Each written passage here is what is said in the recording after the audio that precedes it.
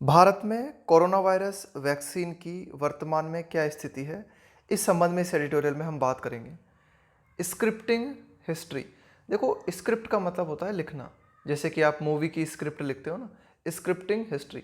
तो अभी हाल ही में क्या भारत ने एक रिकॉर्ड सेट किया है और आप ये कह सकते हो कि कोरोना वायरस वैक्सीन के मामले में इतिहास लिख दिया है। एडिटोरियल पढ़ेंगे तो समझ में आएगा।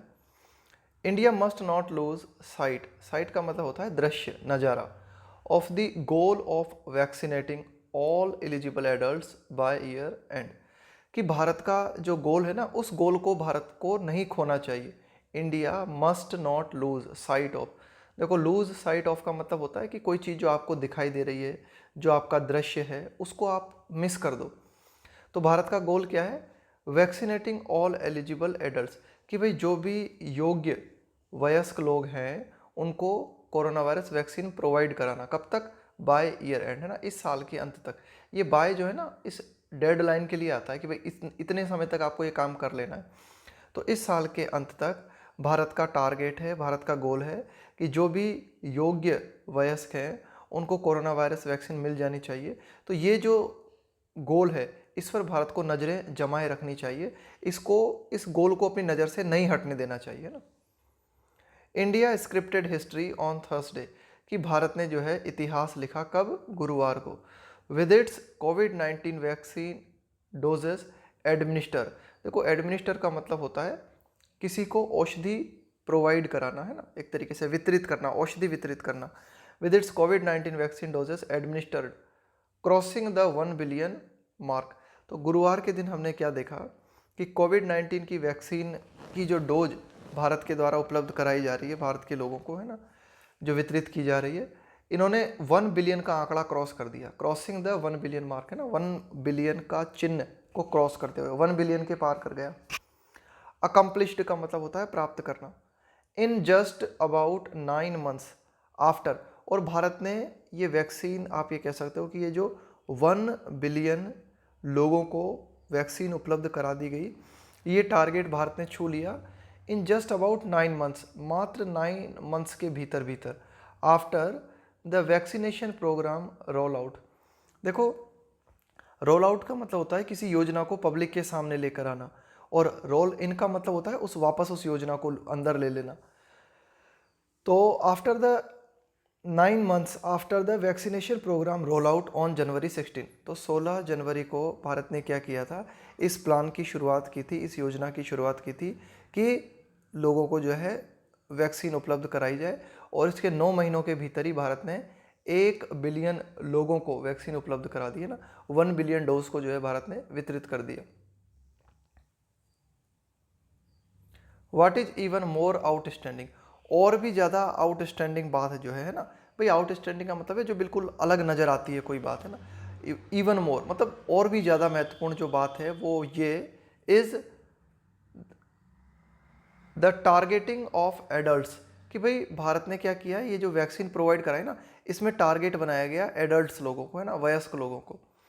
Unlike the established universal immunisation programme. देखो, अनलाइक का मतलब होता है की तरह नहीं। भाई इस्टेब्लिश्ड का मतलब है स्थापित। भाई देखो, भारत जो है सार्वभौमिक प्रतिरक्षीकरण प्रोग्राम, है ना, कि भाई भारत और भी टीकाकरण के प्रोग्राम चलाता है, जैसे कि इन्फेंट्स, है ना, एंड चिल्ड्रन, जो मतलब बहुत ही छोटे बच्चे होते हैं, है ना, जो चिल्ड्रन हैं, उनके लिए भारत और भी आप कह सकते हो कि वैक्सीनेशन के प्रोग्राम चलाता है। लेकिन ये जो वैक्सीनेशन का प्रोग्राम था, ये यूनिक था इस अर्थों में कि ये वैक्सीन प्रोग्राम जो है आप कह सकते हो वयस्क लोगों के लिए था। तो आप ये कह सकते हो unlike the established universal immunization program for infants and children, India has never undertaken। देखो, अंडरटुक है ना, इसका मतलब क्या होता है? अंडरटेक, अंडरटुक, अंडरटेकन का मतलब है अपने कंट्रोल में लेना, है ना।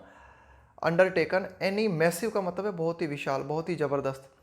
Universal adult vaccination programme. तो एडिटोरियल क्या कहता है कि unlike the established universal immunisation programme, है ना, कि भाई जो आप कह सकते हो कि जो सार्वजनिक या सार्वभौमिक प्रतिरक्षीकरण प्रोग्राम होते हैं, जो कि भारत बच्चों के लिए या इन्फेंट के लिए, है ना, बहुत ही छोटे शिशुओं के लिए करता रहा है। India has never undertaken any massive universal. कि भारत ने अभी तक जो है इस तरह की विशाल, है ना, कि भाई ये जो एडल्ट लोग हैं उनके लिए कोई वैक्सीनेशन प्रोग्राम भारत ने अभी तक नहीं चलाया था। तो एक कोरोना वायरस के दौरान हमें पहली बार देखने को मिला कि भारत ने इतने बड़े स्तर पर और एडल्ट्स के लिए जो है वैक्सीनेशन प्रोग्राम चलाया।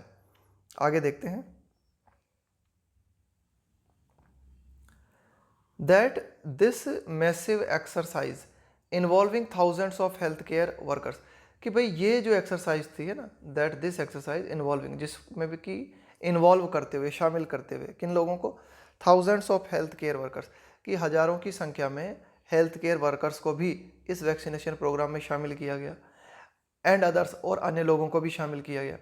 और ये जो गतिविधि थी, ये जो एक्सरसाइज थी, was carried out, carry out का मतलब होता है अंजाम देना, even while in the midst of, midst का मतलब है के बीच, in the midst of a huge का मतलब है विशाल, number of daily cases in April में during the second wave. Editorial कहता है कि अप्रैल और मई मंथ के दौरान जब कोरोना वायरस की दूसरी लहर का सामना हम कर रहे थे, बहुत ज़्यादा मात्रा में कोरोना वायरस के केसेस सामने आ रहे थे, तो इस बीच भी वैक्सीनेशन प्रोग्राम को जारी रखा गया, makes it even more remarkable. तो इस तरह से makes it even more remarkable, तो इस तरह से, रिमार्केबल का मतलब है और भी ज़्यादा उल्लेखनीय। तो इस तरह से आप कह सकते हो कि ये जो वैक्सीनेशन प्रोग्राम है यह और भी ज़्यादा रिमार्केबल बन जाता है, और भी ज़्यादा उल्लेखनीय बन जाता है कि भाई कोरोना वायरस की दूसरी लहर के बीच भी हमने जो है वैक्सीनेशन जारी रखा। It became possible only because vaccine manufacturers, अब ये वैक्सीनेशन प्रोग्राम भारत का सफल हो पाया, it became possible only because, किस कारण से, कि भाई जो वैक्सीन मैन्युफैक्चरर्स हैं ना, वैक्सीन के निर्माता हैं, the Serum Institute and Bharat Biotech were able to, Serum Institute और भारत बायोटेक जो हैं वर एबल टू, ये मतलब इस योग्य रहे, है ना, टू इंश्योर, कि ये सुनिश्चित कर पाए, सीरम इंस्टीट्यूट और भारत बायोटेक जो है ये इस बात को सुनिश्चित कर पाए, किस बात को, अनइंटरप्टेड वैक्सीन अवेलेबिलिटी। अनइंटरप्टेड का मतलब है बिना किसी रुकावट के, बिना किसी बाधा के वैक्सीन अवेलेबिलिटी, कि भाई जो बिना किसी बाधा के वैक्सीन की उपलब्धता को सुनिश्चित करा पाए सीरम इंस्टीट्यूट और भारत बायोटेक, इसी की बदौलत हमारा ये प्रोग्राम सफल हो पाया। इवन इफ, भले ही, supply was limited in the beginning, corona virus vaccine की जो सप्लाई है शुरुआत में हालांकि कम थी, लेकिन फिर भी सीरम इंस्टीट्यूट और भारत बायोटेक के एफर्ट से धीरे धीरे सप्लाई बढ़ती चली गई। If the Serum institute had the Forsyte, देखो फॉरसाइट का मतलब होता है पहले से किसी चीज़ को देख लेना, पहले से किसी चीज़ को देख लेना, had the foresight to begin manufacture in advance, कि भाई जो सीरम इंस्टीट्यूट है भारत का, है ना, उसके पास इस बात की अंतर्दृष्टि थी कि उसने क्या किया, to begin manufacture in advance, कि उसने जो है कोरोना वायरस वैक्सीन का निर्माण शुरू कर दिया बिल्कुल एडवांस में, है ना, पहले से ही, है ना, कि भाई उसको मतलब बताया गया है या नहीं बताया गया, उससे पहले ही एडवांस में उसने जो वैक्सीन बनाना शुरू कर दिया। भारत बायोटेक्स कैपेबिलिटी, इसके अलावा जो भारत बायोटेक है उसकी जो क्षमता है टू क्विकली, बड़ी ही शीघ्रता के साथ डेवलप, है ना, विकसित करना, एंड इंडिजिनस, इंडिजिनस का मतलब होता है देशी, भाई जो आपके देश में जो विकसित की गई है ना उसको बोलेंगे indigenous vaccine, with the ICMR, कि भाई ICMR के साथ मिलकर भारत बायोटेक ने क्या किया, एक आप कह सकते हो देसी वैक्सीन निर्मित की।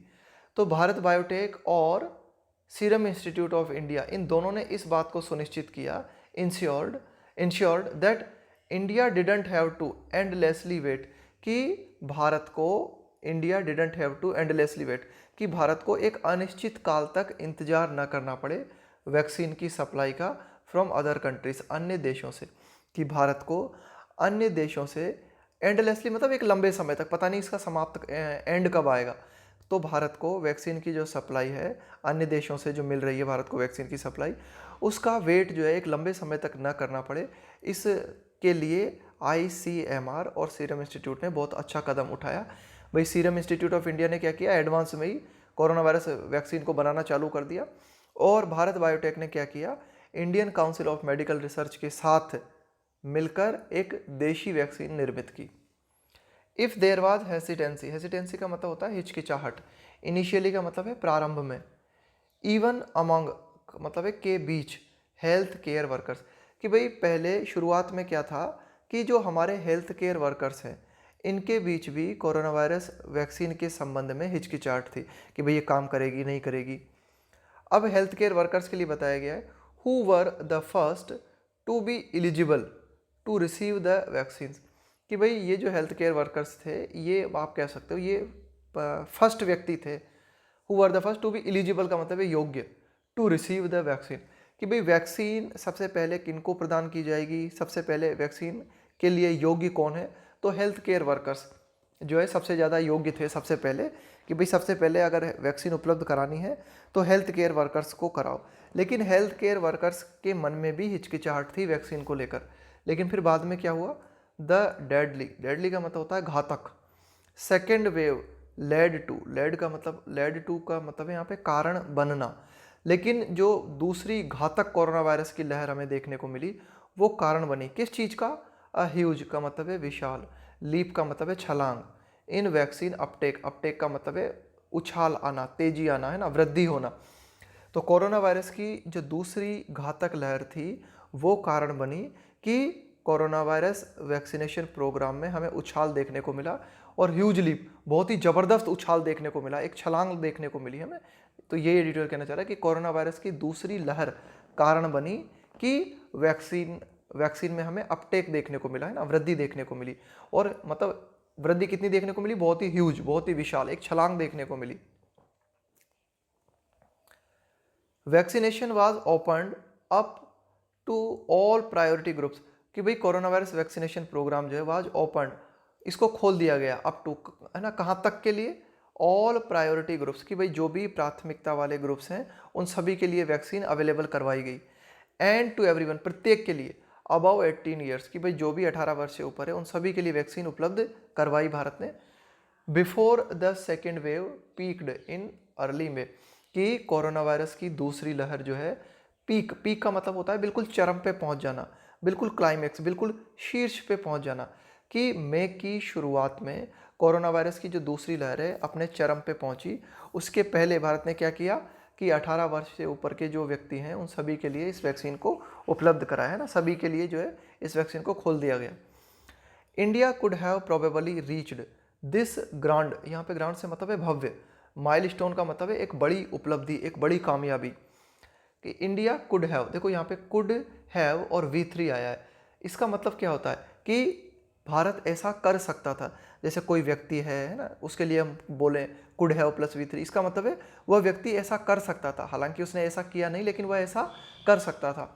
प्रोबेबली मतलब संभवतया, कि भारत संभवतया पहुंच सकता था, कि भाई ये जो भव्य टारगेट भारत ने छुआ है ना, कि भाई भारत ने एक तरीके से 1 बिलियन के आंकड़े को क्रॉस कर दिया है वैक्सीनेशन के मामले में, तो ये जो भव्य उपलब्धि है इस उपलब्धि तक भारत पहुंच सकता था अर्लियर, और जल्दी पहुंच सकता था। हैड टाइम नॉट टेकन, यहाँ पे हैड आया है इफ के सेंस में ना, कंडीशन दिखाने के लिए, had time not been wasted in asking states, कि अगर समय बर्बाद नहीं किया गया होता विभिन्न राज्यों से पूछने में, टू प्रोक्योर, देखो प्रोक्योर का मतलब होता है जुटाना, खरीदना, प्राप्त करना, vaccines directly from the two manufacturers. देखो इस वैक्सीनेशन प्रोग्राम के बीच में क्या हुआ था, केंद्र सरकार ने विभिन्न राज्यों से कहा था कि भाई आप क्या करो कि ये जो 2 वैक्सीन निर्माता कंपनी हैं इनसे डायरेक्टली आप वैक्सीन खरीदो। लेकिन फिर बाद में क्या हुआ कि इस प्लान ने ठीक तरह से काम नहीं किया, तो फिर से केंद्र सरकार ने जो है राज्यों को मना कर दिया और पूरे प्रोग्राम को अपने अंडर कंट्रोल में ले लिया। तो एडिटोरियल कहता है कि भाई जो बीच में ये समय बर्बाद हुआ ना, कि भारत ने, या आप कह सकते हो केंद्र सरकार ने विभिन्न राज्यों से कहा कि भाई आप क्या करो, अपने स्तर पर इन दोनों कंपनी से जो है वैक्सीन खरीदो। अगर ऐसा नहीं किया गया होता और केंद्र सरकार अपने ही कंट्रोल में रखती इस वैक्सीनेशन प्रोग्राम को, तो ये जो 1 बिलियन का आंकड़ा हमने छुआ है इसको थोड़ा जल्दी हम प्राप्त कर सकते थे ना। Had time not been invested in asking states to procure vaccine directly from the two manufacturers at a higher cost, का मतलब है थोड़ी ज़्यादा कीमत पर, to vaccinate the 18 to 44 age group, कि भाई 18 से 44 की उम्र का जो आप कह सकते हो एज ग्रुप है, इसको वैक्सीनेट करने के लिए, इसे वैक्सीनेशन उपलब्ध कराने के लिए केंद्र सरकार ने कहा था कि भाई आप जो है हायर कीमत पर जो है इस वैक्सीन को खरीदो। अगर ऐसा नहीं किया गया होता तो भारत जो है जल्दी अपने टारगेट को पा सकता था। अब देखो आगे देखते हैं क्या एडिटोरियल बात करता है कि while basking in glory, while basking in glory. देखो bask in glory, bask in the glory का क्या मतलब होता है? इसका मतलब होता है कि भाई आप किसी चीज़ में सफल हो गए तो फिर जो है आप उस सफलता में डूब जाओ। इसका मतलब होता है बेस्किंग इन ग्लोरी का मतलब होता है कि भाई आपको किसी चीज़ में सफलता मिल गई, अब आपके ऊपर ध्यान दिया जा रहा है तो आप जो है उसी में डूब जाओ। ऐसा नहीं होना चाहिए ना, उस सफलता में नहीं खो जाना चाहिए। While basking in glory it is important कि भाई ठीक है कि भाई ये जो मतलब प्रशंसा भारत को मिली है, ये जो अटेंशन भारत को मिला है, ये जो सक्सेस भारत को मिली है ना, उसमें भारत डूब गया है, अच्छी बात है। लेकिन इट इज़ इम्पोर्टेंट, साथ ही साथ ये भी बहुत महत्वपूर्ण है, not to lose sight of the bigger goal, कि भारत इस चीज़ को न खोए। साइट का मतलब है कि भाई ये जो यहाँ से नज़र भारत न हटाए, not to lose sight of the bigger goal, कि और भी बड़ा गोल भारत के सामने है। क्या है बड़ा goal? Of vaccinating all eligible adults by the year end, कि इस साल के अंत तक जो भी योग्य एडल्ट्स हैं उनको वैक्सीनेशन उपलब्ध कराना, ये भारत का बड़ा गोल है। तो इससे भारत की नज़रें नहीं हटनी चाहिए ना, इस यहाँ से भारत की नज़रें नहीं हटनी चाहिए। Even as at the same time, even as का मतलब होता है at the same time, vaccine supply is increasing, कि भाई वैक्सीन की जो सप्लाई है वो लगातार इंक्रीज होती जा रही है, बढ़ती जा रही है। द पेस, पेस का मतलब है चाल, रफ्तार, ऑफ द वैक्सीनेशन ड्राइव का मतलब होता है एफर्ट, प्रयास, हैज़ टू बी, यहाँ पे हैज़ टू आता है किसी चीज़ को करना जरूरी है ना, कोई चीज़ ऑब्लिगेशन है ना, किसी चीज़ को करने का आपके ऊपर ऑब्लिगेशन है। Has to be speed up, speed up का मतलब होता है तेजी लाना किसी चीज़ में। To meet the objective, objective का मतलब है आपका गोल, आपका target. To meet the objective का मतलब है गोल को प्राप्त करना, है ना, गोल। तो एडिटोरियल क्या कहता है कि भाई ठीक है, even as at the same time हम क्या देखते हैं कि वैक्सीन सप्लाई में बढ़ोतरी हो रही है। The pace of the vaccination drive, कि कोरोना वायरस वैक्सीनेशन करने का जो एफर्ट है हमारा, है ना, उसकी जो चाल है उसको और ज़्यादा बढ़ाना होगा अपने गोल को प्राप्त करने के लिए। If over 75% of the eligible adults have already been vaccinated with one dose, editorial कहता है कि यदि एक और हम क्या देखते हैं, 75% से ज़्यादा योग्य वयस्क जो है उनको हैव ऑलरेडी बीन, उनको पहले से उपलब्ध करा दिया गया है, क्या, उनको वैक्सीनेट कर दिया गया है विद वन डोज, उनको कम से कम कोरोना वायरस का एक डोज मिल चुका है। लेकिन द प्रोपोर्शन का मतलब है अनुपात, ऑफ एडल्ट्स, है ना, उन वे adults who are fully vaccinated, जिनको पूरी तरीके से कोरोना वायरस की दोनों डोज मिल चुकी है, इज ओनली 31%, कि मात्र अभी तक हम टोटल जो हमारे एडल्ट्स हैं उनके 31% को कोरोना वायरस की दोनों डोज उपलब्ध करा पाए हैं। हालांकि एक डोज तो लगभग 75% लोगों को मिल चुकी है। Since vaccination with 2 doses is necessary, editorial कहता है कि चूंकि वैक्सीनेशन जो है ना with 2 doses is necessary to increase the protection level, कि भाई जो सुरक्षा का स्तर है, कोरोना वायरस से सुरक्षा का जो स्तर है, जो प्रोटेक्शन लेवल है, उसको बढ़ाने के लिए आवश्यक है कि व्यक्ति को कोरोना वायरस की दोनों डोज मिले। एफर्ट्स शुड बी डायरेक्टेड, तो हमारे जो एफर्ट्स हैं इनको इस दिशा में लगाया जाना चाहिए। डायरेक्ट का मतलब है किस दिशा में आप लगाते हो ना, किधर डायरेक्ट करते हो उसे। एफर्ट्स शुड बी डायरेक्टेड, तो हमारे एफर्ट जो है इस दिशा में होने चाहिए। एट किस दिशा में? At increasing the pace of second dose vaccination, कि हमें क्या करना चाहिए, हमारे एफर्ट्स किस डायरेक्शन में होने चाहिए कि हमें जो है चाल को बढ़ाना चाहिए, increasing the pace of second dose vaccination, कि कोरोना वायरस की जो दूसरी डोज है उसको और ज़्यादा बढ़ाने का हमें प्रयास करना चाहिए ना, increasing the pace of second dose vaccination. China has already administered over 2.2 billion doses, कि भाई चाइना ने पहले से ही क्या कर दिया है, प्रदान कर दिया है, क्या, 2.2 बिलियन से भी ज़्यादा डोजेस को जो है चाइना ने प्रदान कर दिया है ना। चाइना हैज़ ऑलरेडी एडमिनिस्टर का मतलब है प्रदान कर देना, है ना, उपलब्ध करा देना, है ना, औषधि को वितरित कर देना। Over 2.2 billion doses and fully vaccinated over 75% of the eligible population even by mid September, even by mid September, यहाँ मतलब सितंबर के बीच तक, है ना, यानी कि आप कह सकते हो लगभग 15 सितंबर तक चाइना ने उसकी जो भी जनसंख्या है उसके 75% लोगों को कोरोना वायरस की दोनों डोज उपलब्ध करा दी है। और साथ ही साथ चाइना अब तक जो है लगभग 2.2 बिलियन डोज से भी ज़्यादा डोजेज जो है लोगों को उपलब्ध करा चुका है। Crossing the 1 billion mark became possible, कि भारत ने कोरोना वायरस वैक्सीन के मामले में 1 बिलियन का आंकड़ा पार कर दिया। ये संभव हो पाया क्यों? As India stopped the export of vaccine. Export का मतलब है निर्यात। भारत ने क्या किया, भारत क्या कर रहा था, अन्य जो छोटे छोटे देश हैं, है ना, लो इनकम वाले या मिडिल इनकम वाले जो देश हैं, उन्हें भारत कोरोना वायरस वैक्सीन का निर्यात कर रहा था। लेकिन जब भारत ने देखा कि भाई हमारे घर में ही पूर्ति नहीं हो पा रही, तो पहले निर्यात बंद करते हैं, पहले घर में पूर्ति करते हैं, बाद में निर्यात करेंगे। तो ये एडिटोरियल कहना चाह रहा है कि ना, कि भाई ये 1 बिलियन मार्क का आंकड़ा भारत छू पाया। कब छू पाया? When India stopped the export of vaccine, जब भारत ने वैक्सीन का निर्यात बंद कर दिया। इम्पैक्टिंग का मतलब है प्रभाव डालते हुए, प्रभावित करते हुए, most low and middle income countries. तो इसका प्रभाव, भाई भारत ने कोरोना वायरस वैक्सीन का निर्यात बंद कर दिया, तो इसका प्रभाव किस पर पड़ा? लो एंड मिडिल इनकम कंट्रीज पर।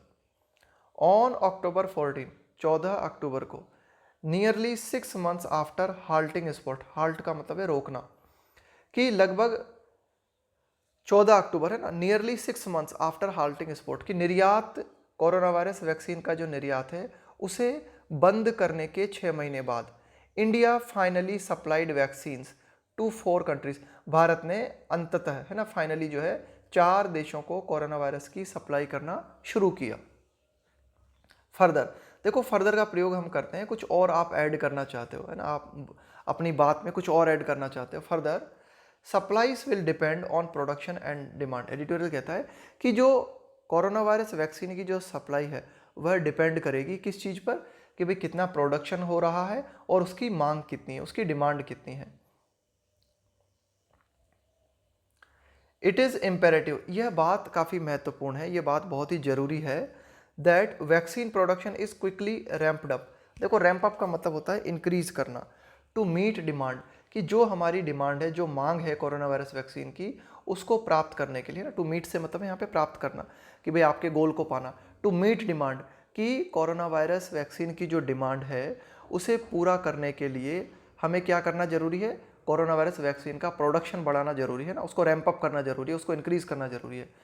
एनी मोर डिले, अब अगर और ज़्यादा देरी अगर हम करते हैं ना, any more delay in meeting international obligation, कि भाई भारत के ऊपर कुछ अंतर्राष्ट्रीय बाध्यताएं हैं कोरोना वायरस वैक्सीन को लेकर, है ना, कुछ ऑब्लिगेशंस भारत के हैं जिनको पूरा करना भारत के लिए जरूरी है। विल ग्रेटली हर्ट, देखो हर्ट का मतलब है चोटिल होना, है ना, बुरी तरीके, ग्रेटली हर्ट का मतलब है बुरी तरीके से प्रभावित होना। इंडियाज क्रेडिबिलिटी, क्रेडिबिलिटी का मतलब है विश्वसनीयता। भाई एडिटोरियल क्या कहता है कि भाई जो अंतर्राष्ट्रीय जिम्मेदारी है भारत की, अगर भारत उसे नहीं निभाता है, तो एडिटोरियल क्या कहता है, तो भारत की जो विश्वसनीयता है वह बहुत बुरी तरीके से प्रभावित होगी। As a reliable vaccine supplier to the global south, देखो भारत, है ना, इंडियाज क्रेडिबिलिटी, कि भाई भारत की विश्वसनीयता है किस बात को लेकर, कि भारत जो है भरोसेमंद, रिलायबल का मतलब भरोसेमंद, वैक्सीन सप्लायर, वैक्सीन उपलब्ध कराने वाला, टू ग्लोबल साउथ, कि आप कह सकते हो कि वैश्विक, ग्लोबल साउथ का मतलब है विश्व के, आप कह सकते हो ग्लोबल साउथ का मतलब है विश्व के जो दक्षिण दिशा में जो देश है ना, उनके लिए कहा गया है ग्लोबल साउथ, कि भाई हमारी जो पूरी पृथ्वी है उसके दक्षिण दिशा में जो देश स्थित हैं उनके लिए कहा गया है ग्लोबल साउथ। तो ये जो देश हैं इनको वैक्सीन सप्लाई की जा रही है किसके द्वारा? भारत के द्वारा, और भारत की विश्वसनीयता है बहुत ही ज़्यादा, है ना। तो अब अगर भारत इनको वैक्सीन उपलब्ध नहीं करा पाता है तो इससे भारत की विश्वसनीयता प्रभावित होगी।